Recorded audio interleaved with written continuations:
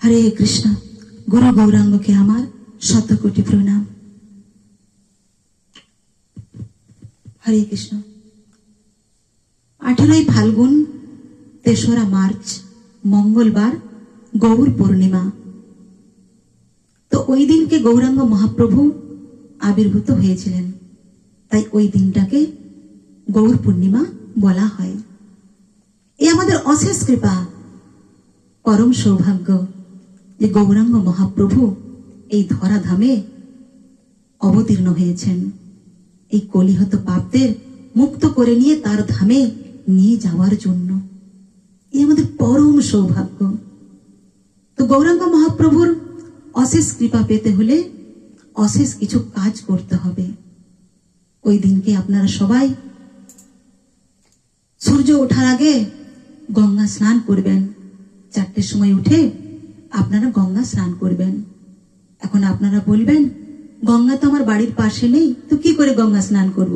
তাই তো, কিন্তু ঘরোয়া যে বাথরুম আছে না, ওখানে গিয়ে আপনারা ওম গঙ্গা ওম গঙ্গা ওম গঙ্গা বলে 3 বার মাথায় জল ঢালবেন।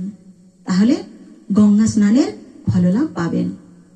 তারপরে গঙ্গা স্নান করে আসার পর শুচি শুদ্ধ হয়ে বস্ত্র পরিধান করে গৌরাঙ্গ মহাপ্রভুর কাছে সংকল্প করবেন, হে গৌরাঙ্গ মহাপ্রভু, আজ তো আপনার আবির্ভাব তিথি, আমি যেন আপনার সঙ্গে সর্বদাই থাকতে পারি।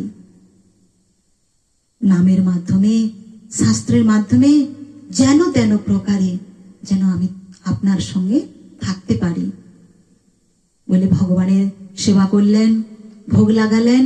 তো ওই দিনকে একাদশীর মতো অনুকল্প প্রসাদ পেতে হবে। একাদশীর দিন যেই যেই খাবারগুলো খাওয়া হয় ওই দিনকে আপনাদেরকে গ্রহণ করতে হবে। তমনিতে দেয়া আছে 3:20 থেকে 6:48 মধ্যে চন্দ্রগ্রহণ চলবে।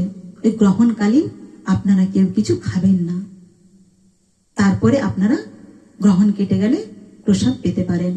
তো গ্রহণ চলাকালীন ভগবানের সেবা কার্য চলবে, কিন্তু কিছু গ্রহণ করা চলবে না।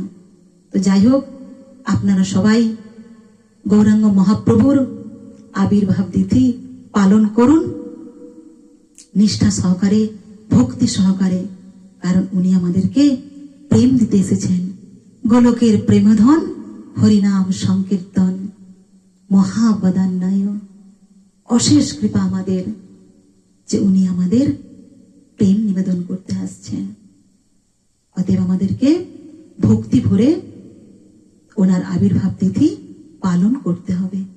হরি বল গৌরাঙ্গ গৌরাঙ্গ গৌরাঙ্গ। হরে কৃষ্ণ।